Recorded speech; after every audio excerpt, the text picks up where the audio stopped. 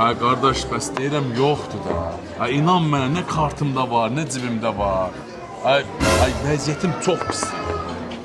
Ay mən sən nə qədər başla, əvvəlki vəziyyətim deyil, 1 manat mən pul tapıram ki. Hə, ay qardaş. Aycan. Hə, sürücü çatır. Demişəm sən 5000 manat verəcək. Həm də bu kartçı ilə bankrif, hə. Rozada 501'di, sən istəyən özə piyonlarla, yaxşı? Hə, yaxşı. Ay qardaş, nəyə yığırsan? Deyirəm, valla yoxumdur, niyə inanmırsan? Mən kaç toxumu var, cibimi çıxardıram. Hamı da çıxar, 1 manat mənim cibimdə pul varsa, gəlməm üzümə tükür. Ay mən restorandayam, çörəyə tapıram ki, yiyeyim burada.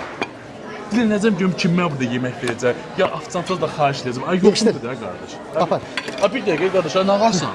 Ya cebində pul yoxsa yeməyi nə ilə alacaqsan? Hə, pulum, ona buna vermək yoxdur. Belə mənim xərcimə həmişə pulum var. Ha varındır. Yemək şeylə günə. Yeməyə də pulum var idi. Gətirəm 50 maaşı. 50 maaşına gəlin karetsələr verdim və tez olsun.